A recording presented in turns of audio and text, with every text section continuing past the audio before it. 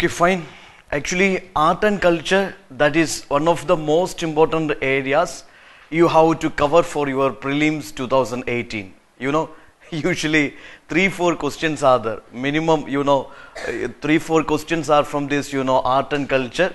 You check from 2011 to 2017. In every year, 3-4 questions minimum. 3-4 questions are from this art and culture area. So art and culture, you cannot avoid this art and culture area. This is of course a game changer in your prelims. Okay, this is contributing a big number of marks to your prelims examination. Of course, this is important. Now, what must be your strategy for these prelims? What must be your strategy for this art and culture for your prelims? Actually, this course is this art and culture course is basically this is an exclusive prelims oriented art and culture course, which is having 10 exclusive sessions on this art and culture. This is having a comprehensive coverage of art and culture, which is art and culture syllabus of the prelims. Okay, along with that we will be having that test series also.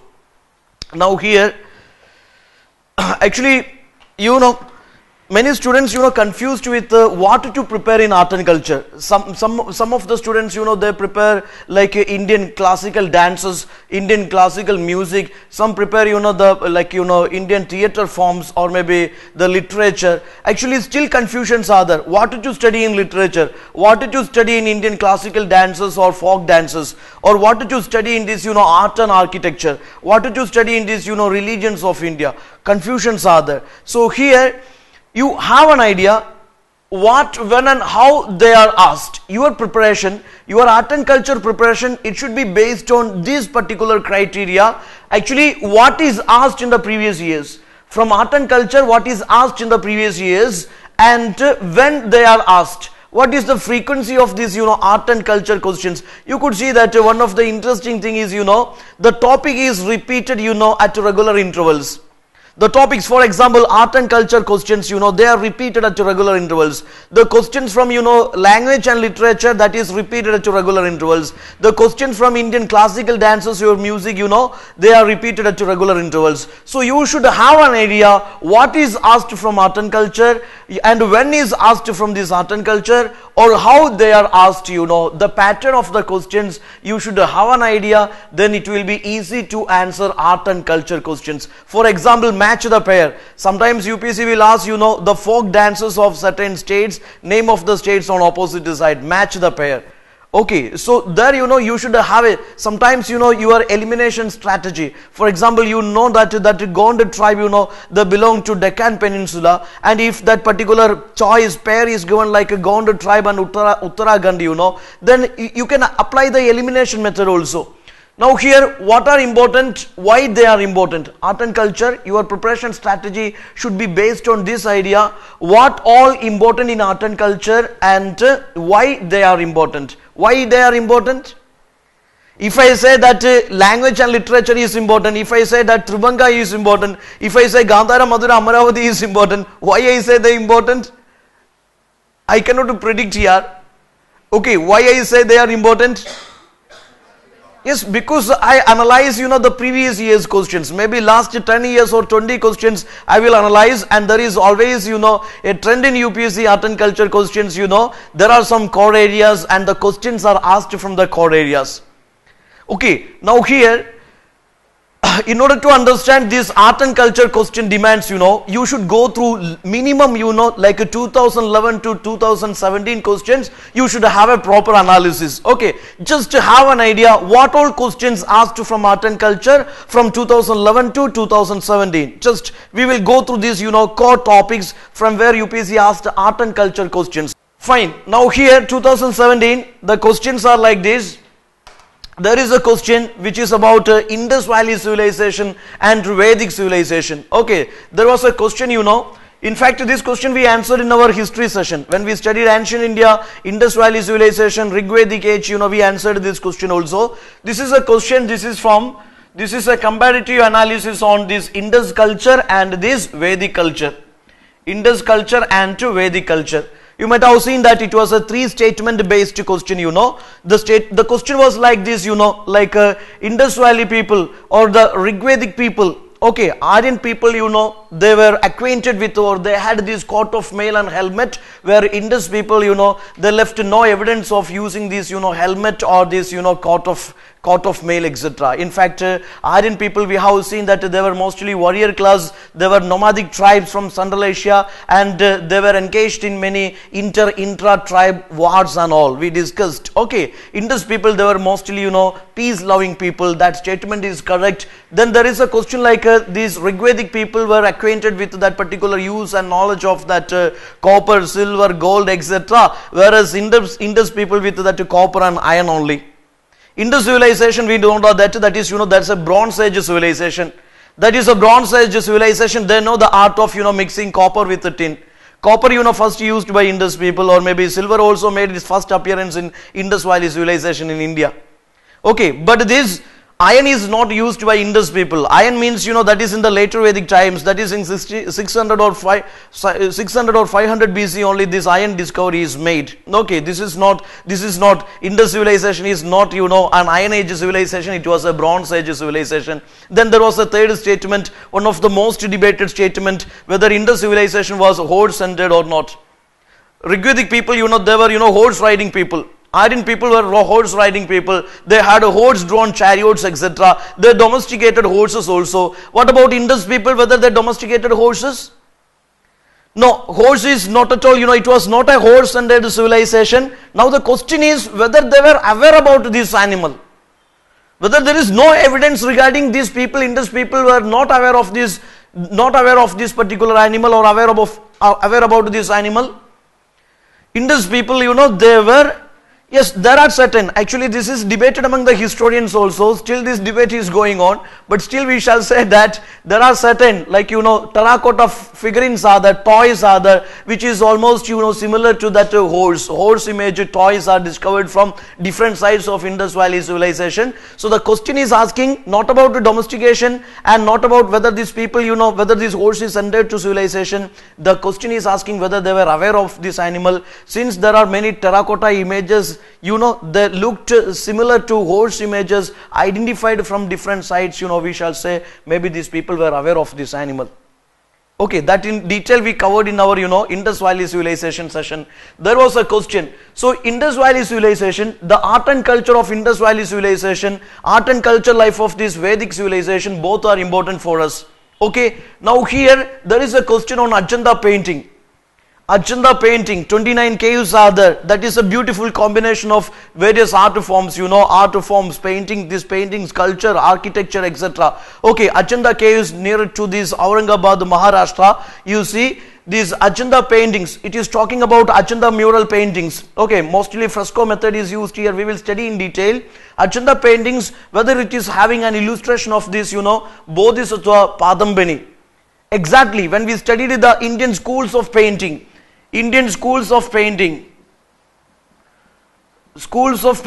covered this also. Indian schools of painting, we covered this, you know, like a prehistoric Bimbedaka painting or Ajanta Ellora cave paintings. Then we study, you know, like a different schools of painting which developed at different ages. Okay, mural paintings we study, miniature painting of the Mughal and Rajput we study, modern schools of painting and folk painting, etc. we study here. Okay, like Madhubani Manchusha painting, Kalamkari painting, or this, you know, Kangara painting. So here Ajanta painting is having Ajanta caves. In Ajanta caves we shall say that there is, you know, an illustration of this, what is called a Bodhisattva Padambani. Okay, so here this rocket architecture, ancient rocket architecture and ancient this, you know, cave art, this is important from art and culture point of view.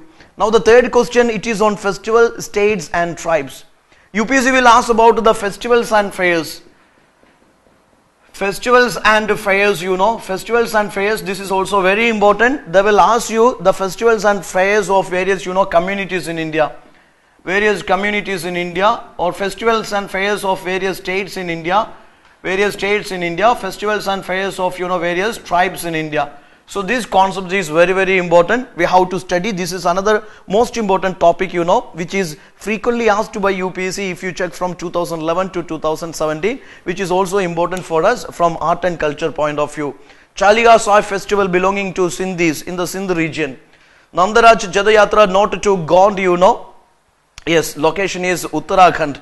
Then Wari Warkari belonging to this Maharashtra, not to eastern side of India. Eastern side means, you know, Sandal tribes we study. When we study that map, you know, Sandal tribes, you know, origin is, you know, that is eastern India. We have seen that is Bengal, Bihar, etc. Okay. So anyway, here this will be helpful, or this is also one of the important area like a fair, festivals, communities and tribes of India, the state of origin, which is very, very important from art and culture point of view. We have an exclusive session for that. Now here, intangible cultural heritage of humanity, UNESCO's list of tangible heritage and intangible cultural heritage. We have exclusive sessions for this. In art and culture, you know, we have exclusive session for this, you know, tangible, intangible cultural heritage. Okay, recently there was, you know, Kumbh Mela was added to this, you know, we have a current affair on that. Kumbh Mela added to this intangible cultural heritage of humanity. And of course, there is a question regarding Manipuri Sankirtana. Whether it is a fusion of dance and drama, whether it is narrating these life and deeds of Lord Krishna, you know, different concepts are asked from this particular topic, Manipuri Sankirtana. Manipuri Sankirtana. So here the topic which is important for us is, yes, intangible and tangible cultural heritage. Okay, the list of UNESCO, tangible, intangible cultural heritage from India. Of course, that is an exclusive session we are covering under art and culture. That we have to study. This is also important. Sometimes it is, you know, Kumbh Mela can be asked, or it can be, you know, what is called Manipuri Sankirtana can be asked, or maybe that chanting can be, chantings of, Ladakh region can be asked. Different, you know, questions you can expect. Or maybe the location of this, you know, tangible heritage site in India. Okay, the location of the intangible, you know, heritage, you know, that can be asked. Now here, temple architecture. Temple architecture. So tangible, intangible, that you focus in mind. Tangible, intangible, this is important. Tangible, intangible. Tangible, intangible, you know. Tangible, intangible cultural heritage. Okay, this is very, very important from art and culture according to the recent pattern and trend of UPSC. Now here, temple and architecture. You should know the basic, you know, like the famous temples. For example, you know, Nagara temples are there, Dravida temples are there, Versara temples are there. Nagara temples, you know, belonging to which side of India? Northern side, eastern side, western side, southern side. Nagara style of temples, that is northern side. Northern, you know, like a North Indian style of temple architecture is called Nagara. South Indian style of temple architecture is called Dravida. Fusion of Nagara Dravida is called Visara or Vesara style of temple architecture. When you study the temple architecture, when you study this, you know, like various temples in India, famous temples in India, or the locations of the Buddhist monasteries or Jain temples, we cover this area also. The locations of the sun temples, the locations of this, you know, Dravidian temples, Nagara temples, Versara temples, locations of the Buddhist monasteries in India.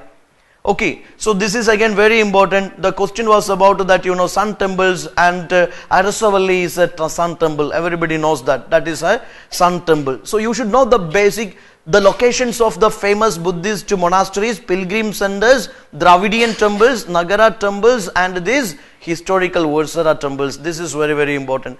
Just to see, these are the most important topics, you know. Most important topics we shall see that which asked in 2017 under art and culture. Now 2016, again 5 questions you can see in 2016. One is from literature.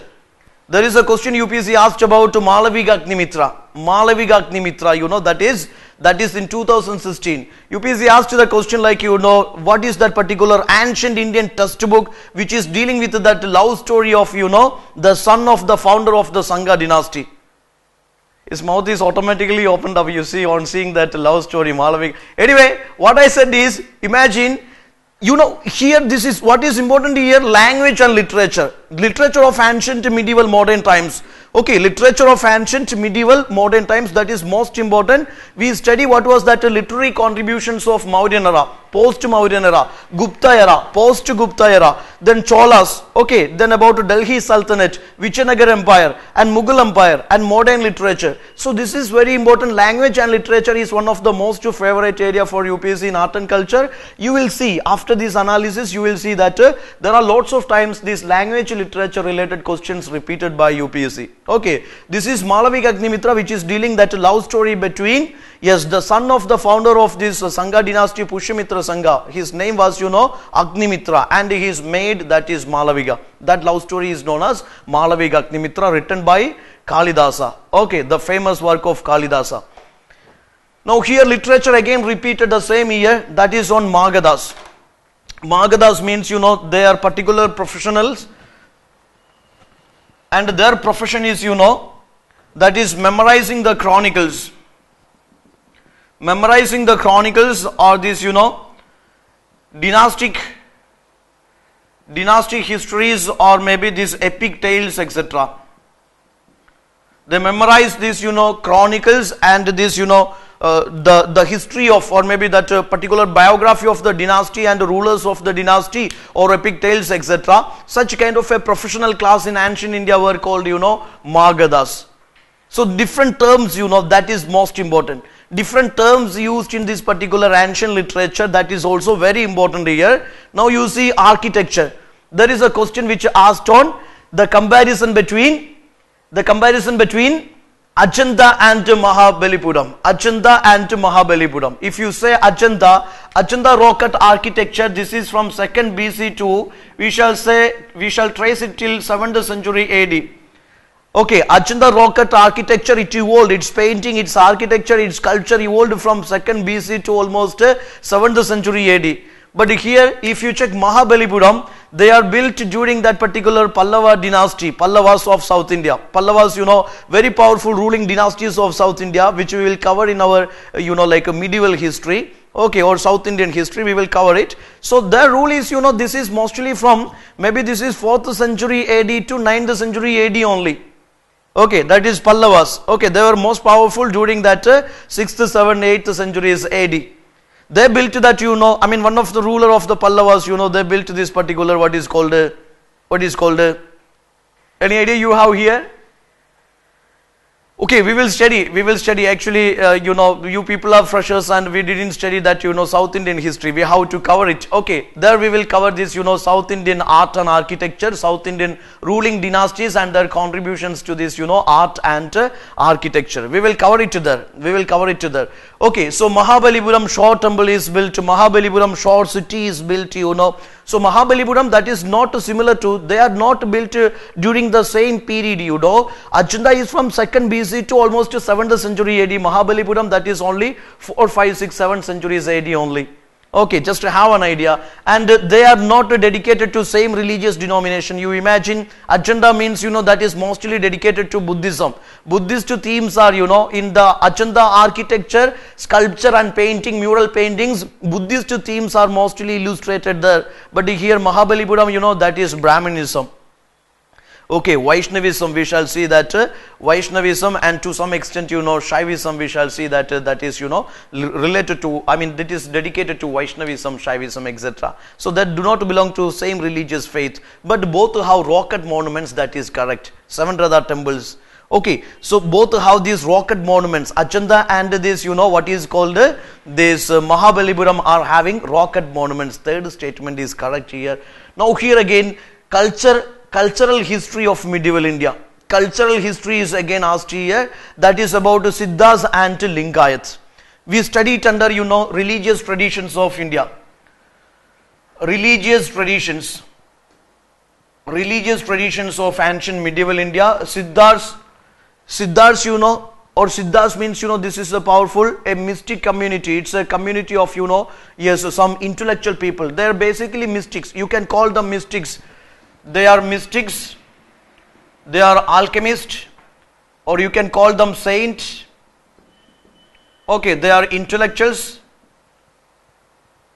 Okay, they have good knowledge in this, astronomy, astrology, medicine or science or this mathematics, etc. They are Siddhas. Siddhas, they mostly believed in monotheism. They believed in monotheism. Okay, they believed in monotheism and they were against that idolatry or idol worship. Okay, they were against idol worship. They were against, they supported this monotheism. Whether I said they were against monotheism? No, they supported monotheism. They support monotheism. You understood now. What is monotheism? Yes, a single God worship or maybe single God concept. Okay, so they were followers of this monotheistic tradition, or they believed in monotheism and they were against idolatry. Regarding Lingayat, Basavana was recently in the current affair. We discussed Basavana, the founder of Lingayat tradition in Karnataka. Okay, Veerashaiva tradition.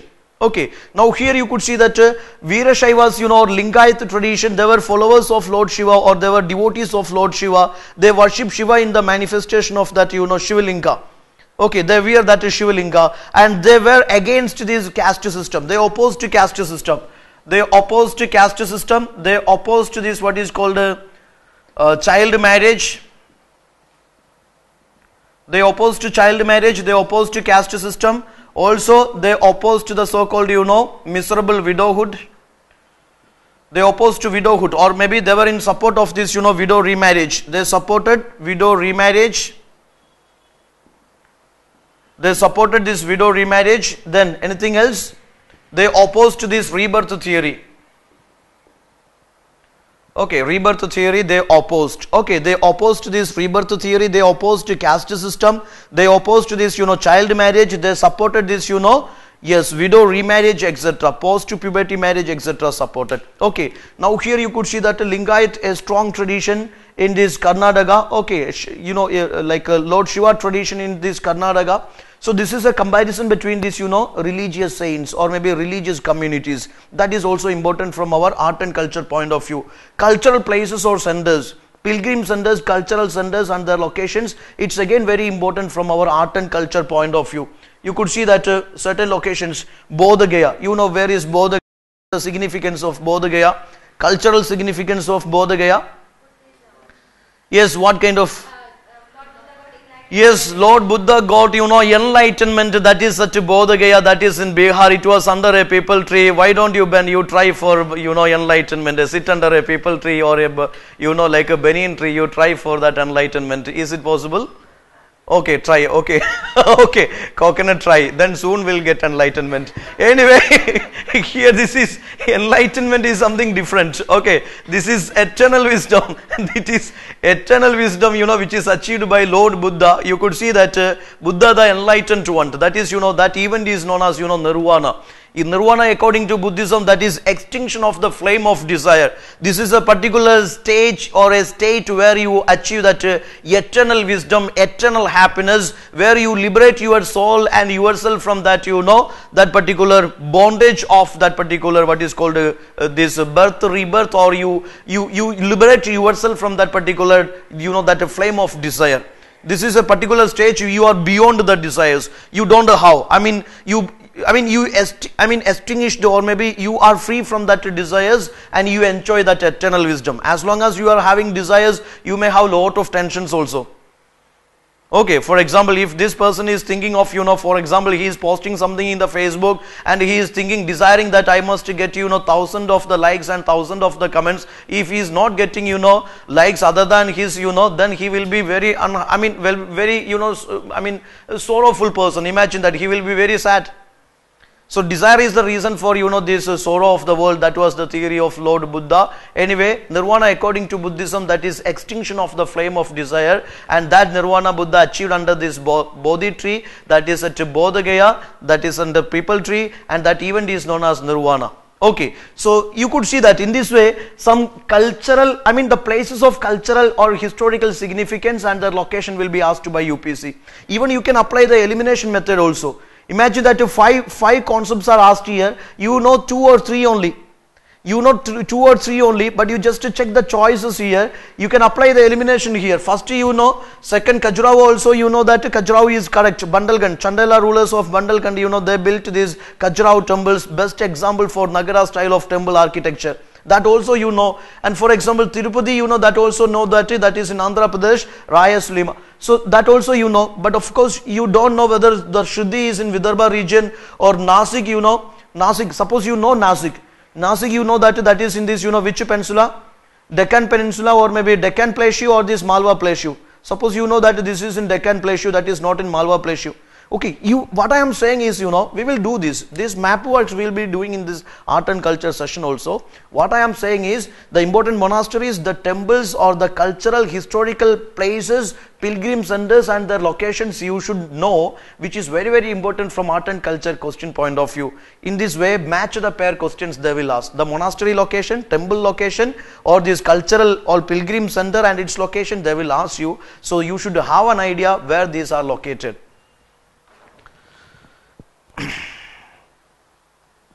With reference to the cultural history of medieval India, consider the following statement. You see, this question is like a Siddhas and Lingayat. Siddhas of Tamil region were monotheistic and condemned idolatry, which is a correct statement. Lingayat of Kannada region questioned the theory of rebirth, and also they rejected the caste hierarchy. Both are, you know, correct statements here. Now 2015, you see, what are the questions asked in 2015? One is on painting. Kalamkari painting is asked here. Kalamkari painting, you know, this is asked here, that is in 2015. So the paintings of India, that is very, very important here. You know, I told you the mural paintings, Achanda Ellora paintings, or maybe this is, you know, Mughal painting, Rajput painting, folk paintings of India, all these are very, very important for us. You should have an idea what are the salient features of each school of painting and what are the states of origin. This is very, very important. Now here language and literature again repeated here. This is asking about the classical languages, and the question was about, you know, which of these language go to that, you know, classical status recently. You know, what are the classical languages of India? Sometimes, you know, we may feel that what a silly question this is, you know, let LKG students solve this. Sometimes we ignore this, you know. I mean, these are factual questions. I am UPC aspirant. I don't need, you know, this kind of the questions. When question is asked, you know, we are blah blah. You imagine? Okay, so sometimes very easy questions also, which you study in the 5th standard or 7th standard GK book, you know. Same questions asked here also. This is not asked by me. This is asked by UPC. Okay, the classical languages of India. And the reason the classical status is given to which? That should be ancient. Classical language, that must be, you know, that should be ancient. It should have a rich literature contribution, composition. Also, it must be independent. It should not be an offshoot of other language. Now here, first was Tamil, then Sanskrit we have seen. Recently added is, you know, Odia language is given that classical status. Okay, Tamil, Sanskrit, Kannada, Telugu, Malayalam and Odia. These are the classical languages of India. Cultural pilgrim centers of India. Again see. Okay, you may wonder, you know, why these questions are repeated. You see the same areas, certain core areas are there. If I say core area, you may feel that, you know, I am just, you know, simply saying like this. It's not like that. This is the reality, you know, same core areas are repeating again and again. Cultural pilgrim centers, their locations asked here.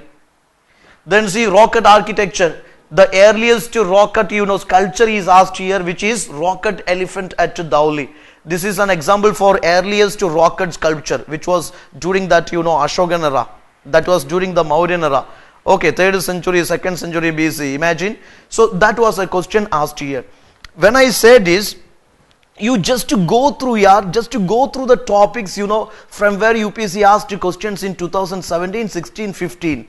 Now again, 2014, I think that 2014 is having largest number of the art and culture questions. Okay, minimum 4 questions you expect, maximum, you know, 7 or 8 questions you can expect from this art and culture itself. Okay, now here you see language and literature. The question is about, you know, orthodox schools of philosophy. You know what are the orthodox schools of philosophy? Orthodox schools of philosophy? Exactly. One is Samkhya school of philosophy. Okay, Samkhya school of philosophy.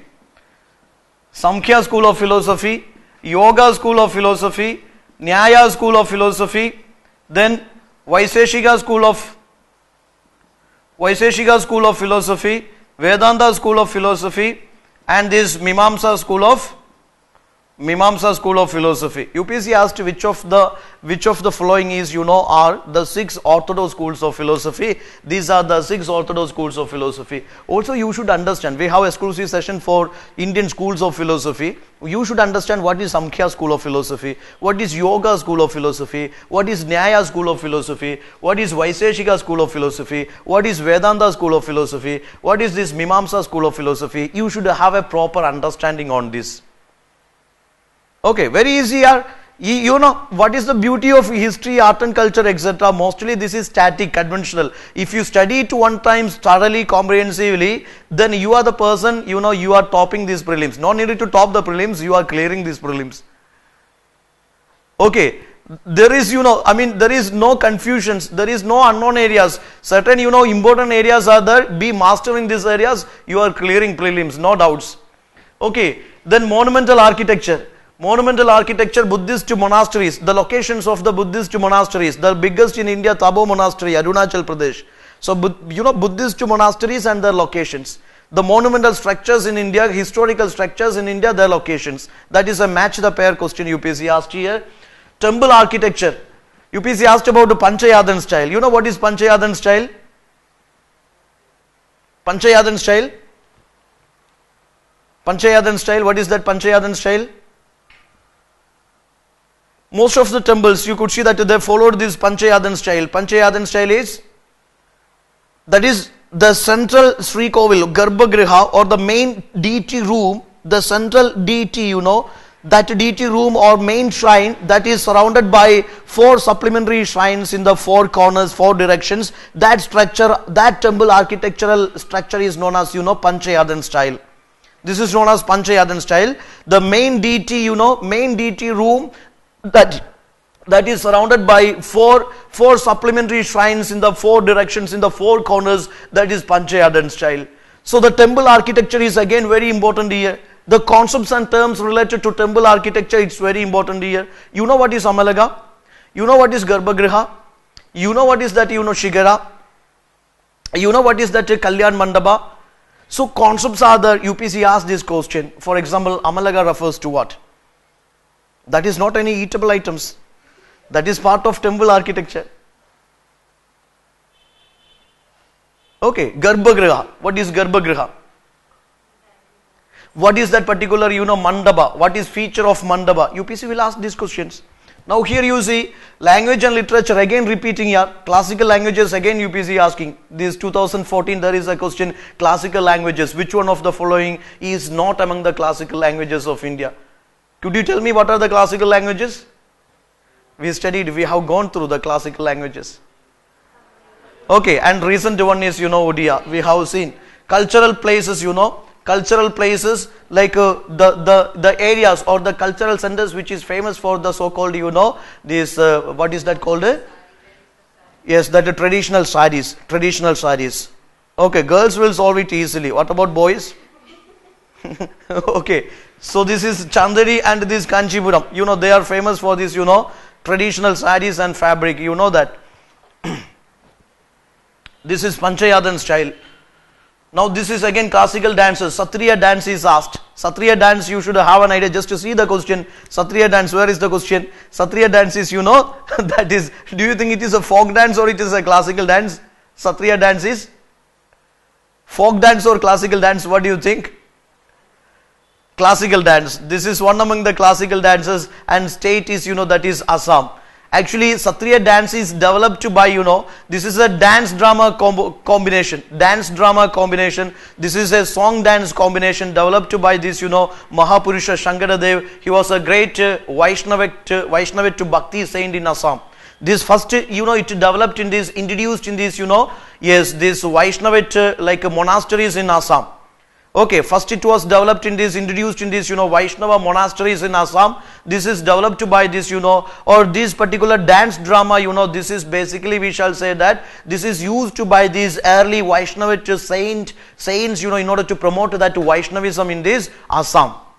Okay, so you could see that here Satriya dance. UPSC asked a question about Satriya dance. You should know what are the classical dances of India. What are the basic features of the classical dances? You perform Bharatanatyam? Okay, okay, fine. You try somewhere, sometimes, at least you just see what this Bharatanatyam is. UPC asked a question, difference between Bharatanatyam and Kuchipudi. When you get to the chance now, you just go and watch the classical dances. Have you ever watched Kathakali? Yes, you may say that, sir, I don't have that much patience to see this Kathakali. Okay, better is to see cinematic dance, or something else. But you should have an idea about the salient features of these classical dances of India. UPC asked a question, comparative analysis question, UPC asked difference between Bharatanatyam and Kuchipudi. Or the salient features of this Mohiniyattam, salient features of this Odissi dance, or in which classical dance Tribhanga posture is mostly applied by these, dancers. Different questions UPC asks, you should have an idea. We have an exclusive session for classical dances of India, classical dances and classical music of India. Now here, Shaga era, there is a question related to Shaga era. Shaga era is there, Vikrama era is there, different eras are there. There we study this, Indian calendars. Calendars again very important here. Okay. Shaga era, UPC asked a question on Shaga era, we will discuss. So you should have an idea about these various eras in India. Okay, Shaga era, Vikram era, Kushana era, Gupta era, different eras are there. National calendars are there. Their beginning date you should have an idea. Or this, various Indian months, their names, their chronological order you must know. That is important. Then classical and folk, martial art is asked there. Kalaripayattu. Have you ever tried Kalaripayattu? Kalaripayattu belongs to which part of India? Northern India, Southern India, Western India, Eastern India. Kalaripayattu is what? Do you think it is a fusion of this music and dance? This is martial art. There is a separate session for martial arts. You should have coverage on various Shilambam. You see, various martial arts and their features and the state of origin. This is again important from art and culture. In fact, art and culture is very easy here. Mostly art and culture questions, rather than conceptual questions, mostly factual questions are there. So if fact is, properly, thoroughly prepared, you can easily score in this art and culture 4 or 5 questions. Imagine. Now here classical and folk dances. The dances and their, state is asked here. Okay, Garba dance is it Gujarat? Just to make a guess. Okay, fine. Mohiniyattam Odisha. Mohiniyattam Odisha? Yes, that belongs to? Yes, what are the classical dances of Kerala? How many classical dances Kerala is having? What do you think? How many classical dances Tamil Nadu is having? How many classical dances this, like Odisha is having? Okay, fine. You should understand the folk dances and classical dances and their states. That is most important.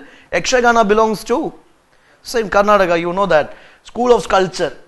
Ajanta, Mount Abu, Mamallapuram. The sculptures at Ajanta, the sculptures at Mount Abu or the temples at Mount Abu, and the sculptures or maybe the monuments at religious monuments at Mahabalipuram asked. Again you see that the cultural centers, pilgrim centers, monumental centers and their states or their location. Again asked here. You imagine the same question is repeated how many times here? Have you seen the beauty? What was the beauty? The same question repeated again and again. Okay. Or maybe the same areas are repeated again and again. Shaga calendar. You see, this is, this is starting on the 22nd March. This is 22nd March, 22nd or 21st March. Which March? 21st to 22nd March, Then see, this is, fixed number of days. Every month is having a fixed number of days. This is starting with this month called Chaitra. Then Shaga era is having, 365 days. Some basic features. We will cover it in our, particular Indian calendar session. Now here, musical tradition. There is another UPSC question. A particular community in India which is famous for which tradition? This, Manganiyar, traditions. Mostly they were found in Western Rajasthan, They were famous for this, musical tradition. They were famous for this musical tradition. Then 2013, the questions are like this. Literature and philosophy is again repeated here. There is a question from literature and philosophies, language, literature, philosophy. It is about Samkhya school of philosophy. 2 questions UPSC, 2 statements asked here. Whether Samkhya school of philosophy, it rejects that transmigration of soul theory, rebirth theory, etc. Most of the orthodox schools of philosophy, they believe in that transmigration of soul theory, rebirth theory. Okay, whether Samkhya school of philosophy believes salvation is through that perfect knowledge, that is correct only. Okay, just to see. Now rock cut architecture, which is the earliest one? Badami or Barabar caves. Earliest rock cut architecture, Barabar caves. Barabar caves, they are the example for the earliest rock cut architecture. Then again you could see that this Ellora, this is like Ellora caves means they are common for, I mean multiple faith can be identified in this Ellora architecture. Jain faith or maybe Jain art sculpture painting can be identified. Brahminical architecture sculpture painting can be identified. Buddhist architecture painting and this sculpture can be identified. So they are in Ellora we shall see multiple themes of multiple religions. In fact that statement is correct here. Now here rocket architecture Chaitya Vihara. Again there is a question, the difference between Chaityas and Viharas. Chaitya Vihara, they are rocket architecture. Chaitya is a place of worship and Vihara is a place of residence. Okay, during the rainy season the Buddhist monks, they stay in these particular viharas. Okay, so vihara is basically, it's a rocket architecture, it is place of residence or it is a residential hall for these, monks during rainy season, that is vihara. And these chaityas means we shall say chaityas are place of worship. They are place of worship, and in this rocket architecture you could see that stupas are there.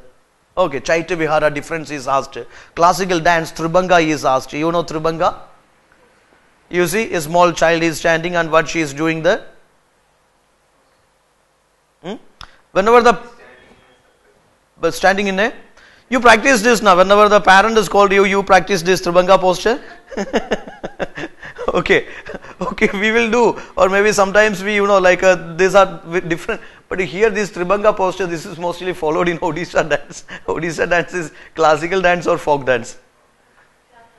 This is classical dance. Okay, there this in Odisha dance you could see that dancers mostly follow this statue posture, Tribanga posture, three bend in the body. Okay, at neck, torso and at knee, three bend in the body, that is Tribanga posture, which is identified from Indus Valley civilization. There is a beautiful bronze image of dancing girl and historians say she is in Tribanga posture. Anyway, this is mural paintings, Achanda, Lebakshi, Sanchi Stupa. Whether the mural paintings are identified with these locations, mural paintings you can identify at Ajanta and Lebakshi caves, which is patronized under Vijayanagara rulers. Was patronized under Vijayanagara rulers. Now 2012, questions go like this: ancient science. Ancient science, a question from this Gupta science. We have a separate, in fact, this we cover in our, history session also. Gupta science, Gupta astronomy, astrology, Gupta mathematics, Gupta, Ayurveda medicine, we covered. And we easily answered this also. Temple architecture, Nagara Dravida Versara. Nagara Dravida Versara are what? That was the question here. They are, styles of temple architecture. Then religious history, Sufi mystics and the traditions, asked here. Classical music, Drupad. A question from classical music. Drupad is a style of this, Carnatic music or Hindustani music? Hindustani music. This is one of the oldest style. This is not developed during time of Mughals. It is much earlier. In 13th century itself, Drupad is developed, but it reached is, it were patronized by that Akbar the Great of Mughal Empire. Okay, Drupad, the Hindustani musical style. Then there is a question, classical dances, Kuchipudi and Bharatanatyam. Difference between Kuchipudi and Bharatanatyam. I think that many of you are, Bharatanatyam dancers. You are especially Kuchipudi dancer also. Okay, yes, you try just. Okay, how do you distinguish between Kuchipudi and Bharatanatyam dances? Here dancers occasionally speaking dialogues are found in Kuchipudi. Vajiga Abhinaya, that is with the Kuchipudi, that is not with the Bharatanatyam. But not in Bharatanatyam. That statement is correct only. You might have seen Kuchipudi dances. We used to watch these Kuchipudi dances whenever these festivals and these celebrations, anniversary celebrations. Kuchipudi is very nice to see. Again you could see that there is Tarangam style in this Kuchipudi. The dancer dancing on the edges of the plate. You might have seen that. Okay, dancing on the brass plate by keeping the feet on the edges is a feature of this Bharatanatyam, but Kuchipudi dance does not have such a form of. This is just interchanged. The second statement is wrong, first is correct. 2011 there was a question, India's cultural contacts with neighborhood or India's cultural contacts with these neighbor nations.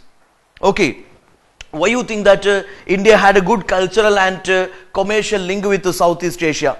What can be the reason for that? One thing is, in that time, especially we have seen that at time of the Imperial Cholas.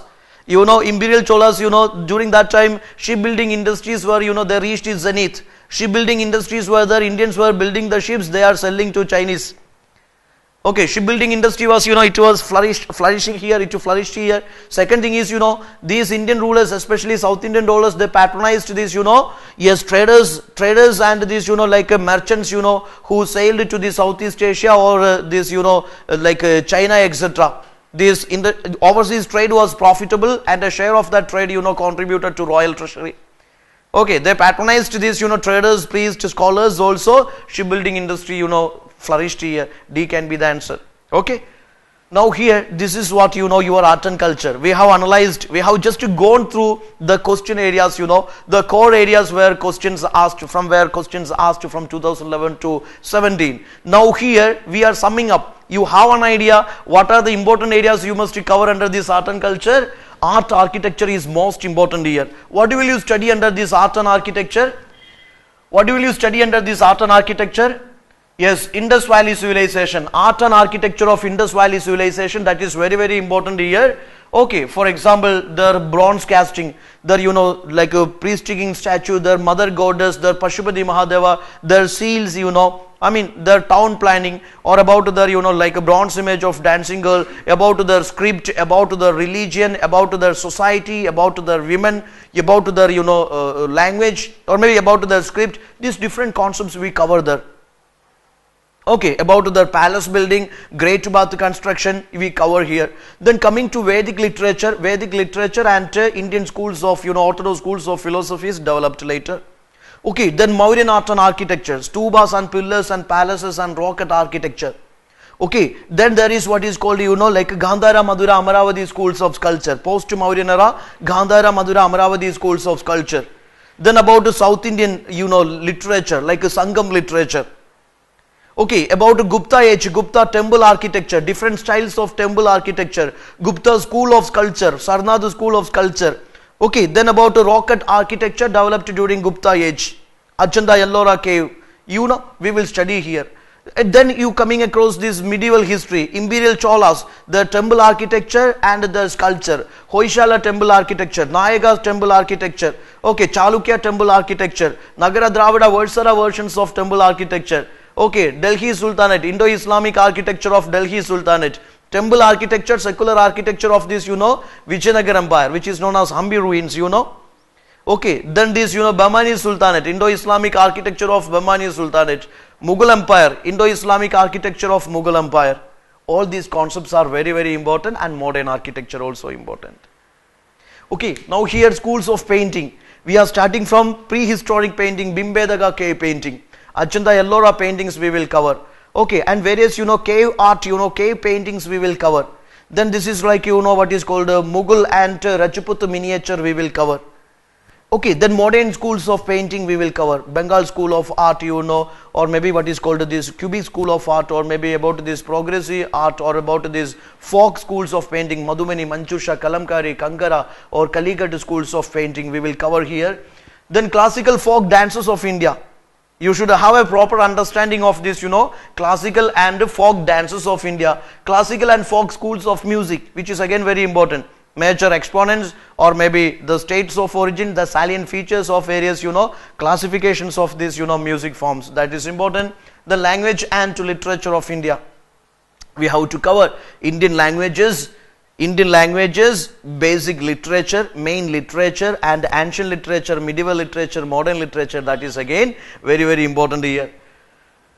Now here, schools of philosophy. Another area we are covering here, schools of philosophy, martial arts of India, fairs and festivals, tangible, intangible cultural heritage in India, languages and literature that we discussed. Okay, these concepts are, that means modern language literature. These concepts are most important for your art and culture, and your strategy should be in such a way that you see, in the market, thousands of the books are available for art and culture. Somebody starting from Bhashan to Nitin Singhania to, NCERT to loads of books are covering. Okay, here your strategy should be in a short span of time, in a limited time, you should be able to cover the maximum syllabus, which is demanded by UPSC. The core topics, we are covering in a comprehensive manner, module specific, like a module specific material plus the classes we will be covering here. Okay. Now here, total art and culture, which will be in 10 sessions. be it online or offline, that is 10 sessions. Then comprehensive test we will be having at the end of this like art and culture sessions, which is of 100 questions. That is again module specific, module wise material, video sessions will be provided, and this test will be provided. All these are the basic informations I wish to convey you. Okay, now here our strategy will be, each topic we will be covering that maximum number of the prelims, previous years and model questions. Okay, so have an idea, within limited time you cover the maximum syllabus which is required and demanded by UPSC. That should be your strategy. Okay.